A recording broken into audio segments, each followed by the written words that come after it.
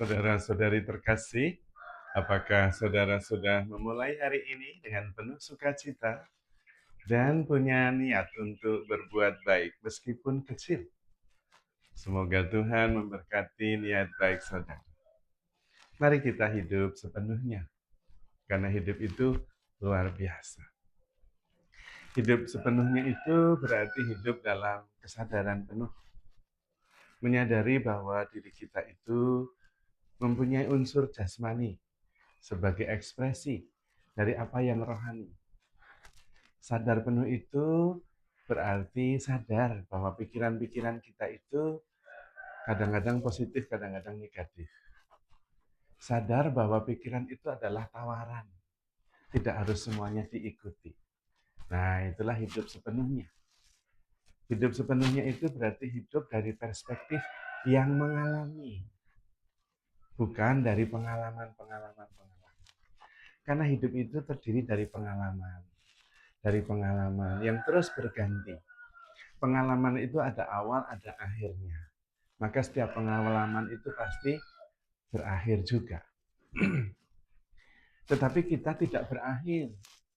Karena kita memang yang mengalami pengalaman-pengalaman itu. Bukan pengalaman itu sendiri, tetapi yang mengalaminya. Itu berarti bahwa kita lebih besar dari pengalaman itu. Contohnya, kita pernah mengalami ketika kita usia 10 tahun. Kita yang usia 10 tahun itu sudah nggak ada. Cara bicaranya, cara jalannya, pola pikirnya sudah nggak ada. Tetapi kita pernah mengalaminya. Yang tidak ada bukan kita, tetapi pengalaman kita ketika kita usia 10. Demikian juga ketika kita usia 15, usia 20. Itu pengalaman. Tapi kita yang mengalaminya. Pengalamannya sudah nggak ada, sudah berlalu. Tapi yang mengalami masih terus ada sampai sekarang. Nah, mari kita hidup dari perspektif itu. Perspektif yang lebih besar dari pengalaman kita, yaitu perspektif yang mengalami. Atau dalam bahasa Inggris seringkali dijelaskan sebagai mengalami sebagai observer, yang mengamati, yang mengalami, yang memahami. Bukan dari peristiwa-peristiwanya, tetapi dari perspektif yang mengalami peristiwa itu. Maka kemudian kita tidak terbelenggu oleh pengalaman. Karena pengalaman itu akan berakhir. Apapun itu, positif atau negatif.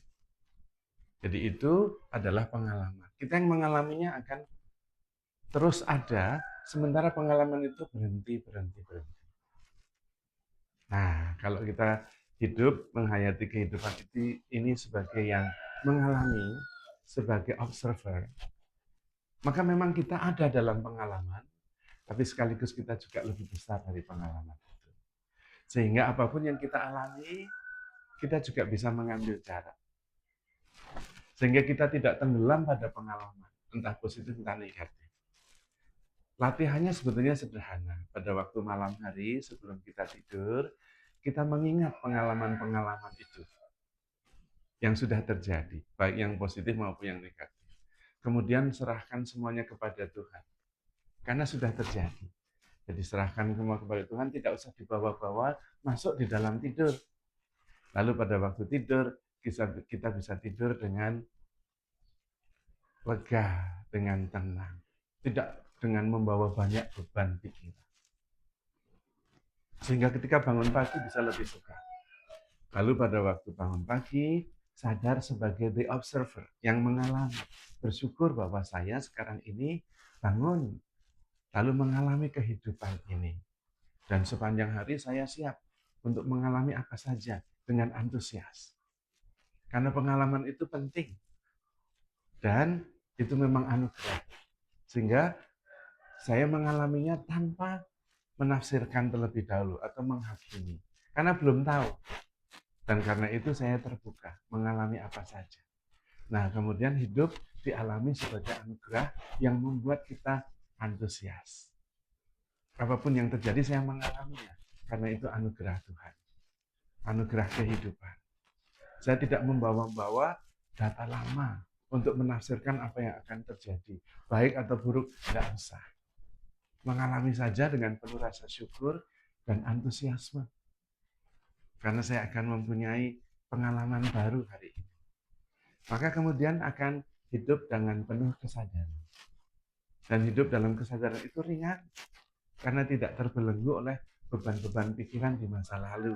Karena sadar, pikiran itu tawaran, tidak harus diikuti. Dan kita bisa menjaga jarak juga. Lalu malah kemudian lebih jernih, karena kita bisa melihat semuanya dengan sudut pandang yang lebih luas. Itulah cara menghayati kehidupan dari sudut pandang kesadaran atau sudut pandang roh. Roh ada di dalam diri kita. Roh itu juga yang melihat melalui mata kita, yang mempersepsi, mengalami pengalaman lewat diri kita. Lalu kemudian yang hidup kemudian adalah roh. Roh yang kemudian mengalami lewat apa yang terungkap oleh indera kita. Itulah maksudnya yang dikatakan oleh Pastor Pierre de Santen, Jesuit dari Prancis itu, bahwa kita adalah spiritual being dengan human expressions. Nah, itu hidup sepenuhnya itu adalah hidup dalam roh yang terungkap lewat jasmani. Bukan hanya secara jasmani saja, lalu hidup secara otomatis, bangun tanpa sadar, sikat gigi, lalu melakukan pekerjaan sarapan dan kerja seperti robot.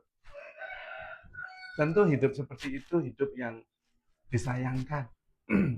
Karena hidup kemudian berlalu begitu saja. Tidak sungguh-sungguh disadari. Dan sebagai yang mengalami, kemudian tidak sungguh-sungguh mengalaminya. Karena menjalani kehidupan tanpa kesadaran. Tentu sayang. Itu artinya menyia-nyiakan kehidupan. Tahu-tahu satu hari berlalu dan tidak sadar apa yang dilakukan.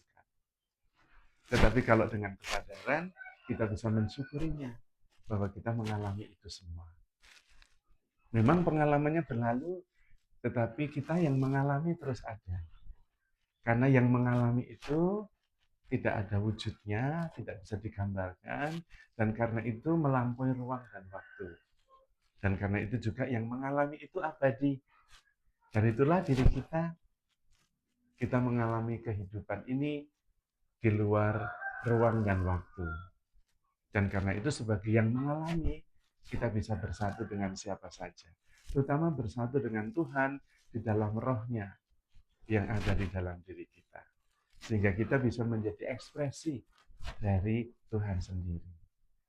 Lalu kemudian nantinya kita bisa mengatakan seperti apa yang dikatakan oleh Rasul Paulus. Aku hidup, tapi bukan aku lagi yang hidup, melainkan Kristus yang hidup di dalam diriku. Tetap mengalami pengalaman sehari-hari, tetapi tidak tenggelam di dalamnya. Karena pengalaman itu akan berlalu. Karena pengalaman dibagi dalam hari per hari. Sementara kita terus mengalaminya dari dulu sampai selama-lamanya. Karena yang mengalami itu tak bisa digambarkan, karena yang mengalami adalah roh. Dan itulah roh Tuhan sendiri. Hidup dari perspektif roh, tentu hidup dengan penuh syukur, sukacita, dan selalu dalam kesadaran, selalu bersatu dengan Tuhan. Maka saudara-saudari terkasih, handle yourself with care. Because you are love. Tuhan memberkati.